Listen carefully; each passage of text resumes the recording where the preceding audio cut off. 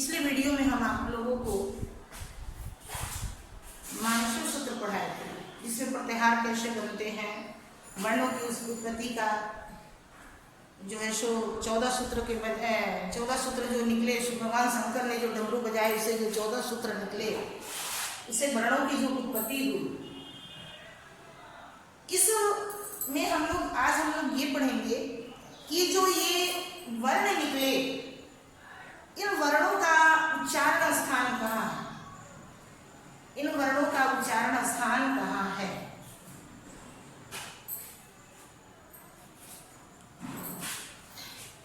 जीव के 4 भाग होते हैं, एक मूल हो जाता है, एक मध्य हो जाता है, एक उपाग्र हो जाता है और एक अग्र हो जाता है।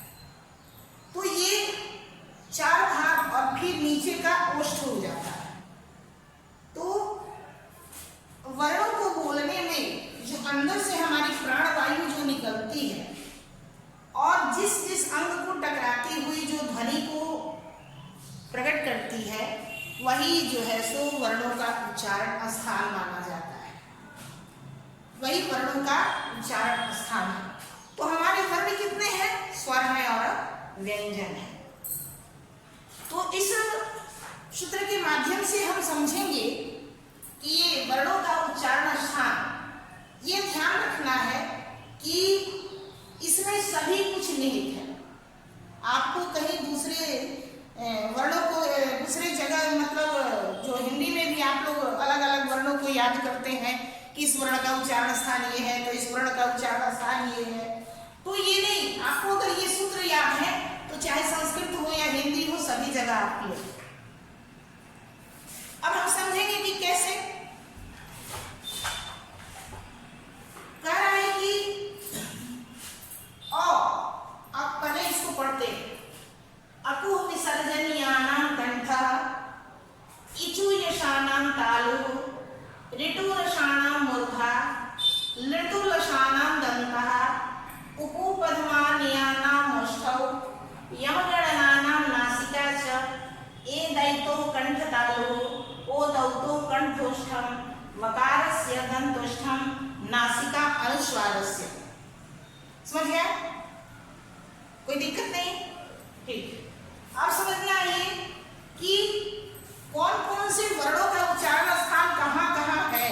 हम जो वर्णों को बोलते हैं, जो ध्वनि की जो सृष्टि होती है, निर्माण होता है, तो उससे कौन बने वो वर्ण जो निकलते हैं हमारे, तो कहाँ उन लोगों का उच्चारण स्थान माना गया है। जैसे अ में एक ही नहीं, अ और आ, ह्रस्व और दीर्घ, अ आ और कु से कवर, कु लिखा रहता है तो यही समझना है कि कु से कवर। कवर का मतलब हो गया क ख ग घ अंग, और ह का ह और विसर्ग का। विसर्ग क्या? जो ऐसे ऐसे विसर्ग जो ये दिया जाता है, ये विसर्ग का उच्चारण स्थान अ आ कु से कवर्ग और ह और विसर्ग, इसका उच्चारण स्थान कंठ है। इसीलिए इसे कंठ वर्ण बोला जाता है, कहा जाता है कि कंठ वर्ण है।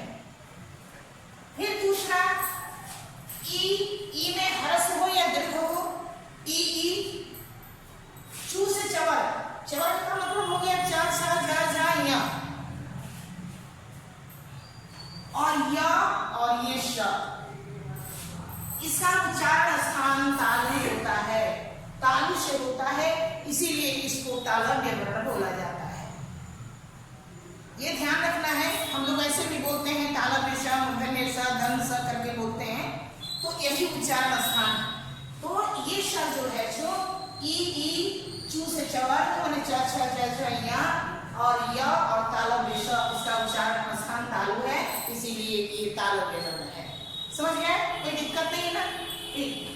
फिर री, ऋटुरसानां मूर्धा, री ह्रस्व और दीर्घ दोनों, जो बताया था आप लोगों को कि री बनाने दीर्घ बनाने में ऐसे 2 बार हो जाता है।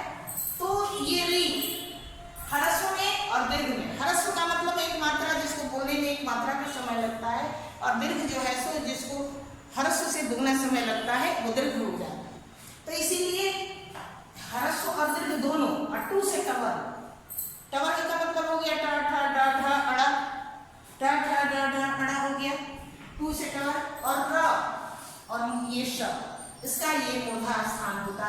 इसीलिए ये मूर्धन्य वर्ण कहलाता है। ठीक है, इसीलिए ये मूर्धन्य वर्ण कहलाता है, जिसके उच्चारण में हमारी प्राणवायु जो है सो मूर्धा से टकराती है।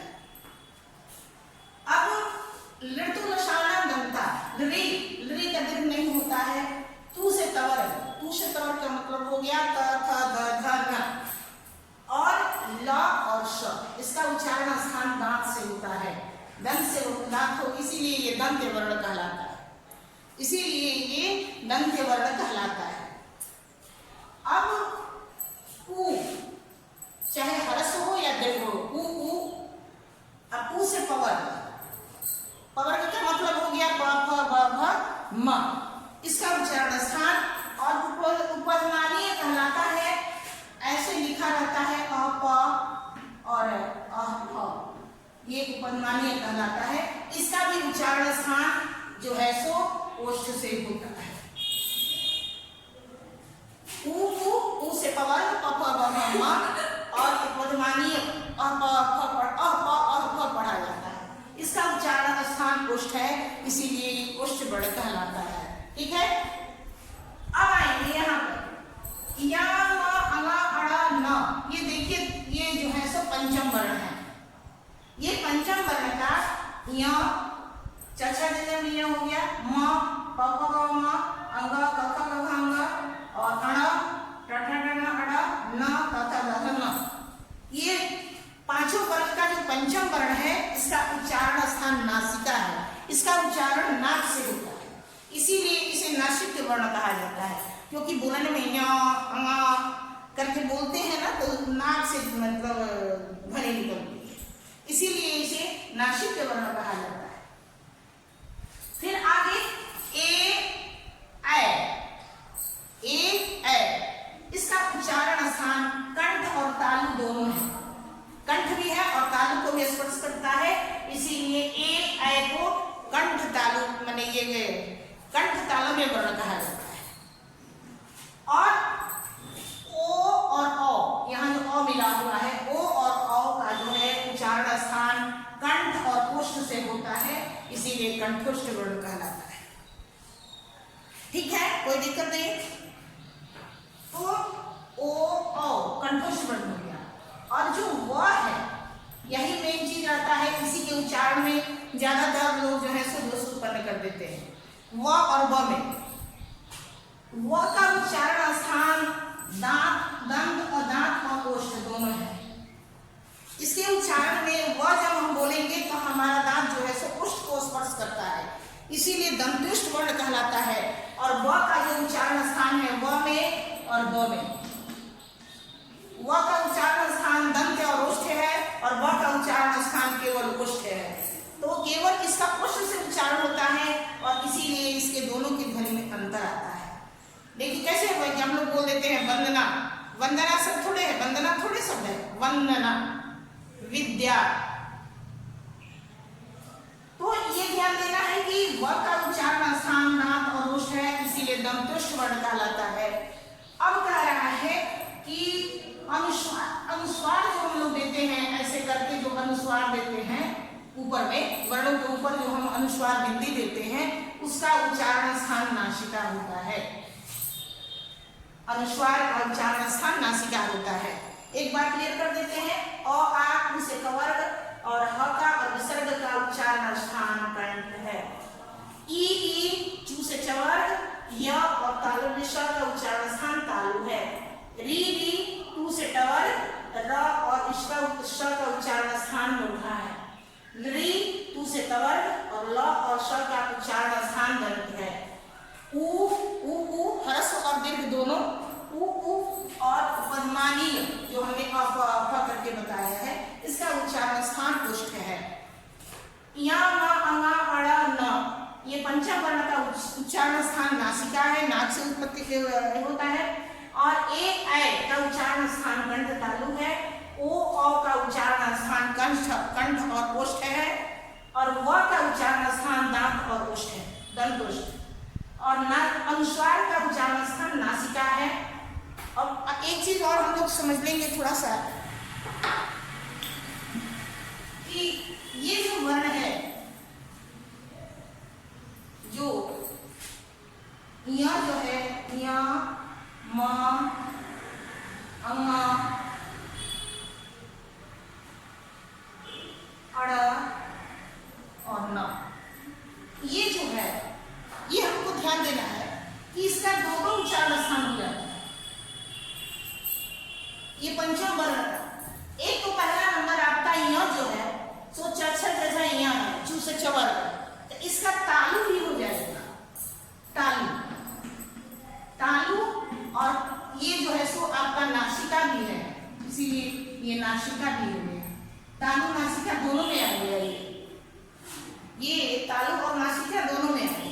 ये म जो है उपपदमानिया नाम ओष्ठ है, ओष्ठ में भी है, ये ओष्ठ में भी है और आपको यह नासिका में भी है, इसीलिए नासिका भी होता है, दोनों में होता है। अब अंगा है, अंगा का उच्चारण स्थान से कवर कंठ है, तो ये कंठ में भी आता है और आपको ये नासिका में भी आएगा, पंचम वर्ण नासिका में भी आएगा। अड़ा जो है ऋतु रसाना मूर्धा, इसका मूर्धा भी है उच्चारण स्थान, इसका मूर्धा भी है और आपको नासिका में भी आएगा। और न है ऋतु रसाना दंता, उसे तवर तथा तथा न, इसका उच्चारण स्थान दंत है, ऋतु रसाना दंता, तो तू से तवर दंत हो गया, ये दंत भी हो गया और इसका उच्चारण स्थान नासिका भी हो गया। ये थोड़ा सा इस पर ज्यादा ध्यान देना है कि इसका उच्चारण स्थान दोनों जगह दिखाया जाता है, दोनों में ये आता है। और अब हमको उम्मीद है कि आप लोग समझ गए होंगे। ठीक है, फिर अगले वीडियो में, धन्यवाद।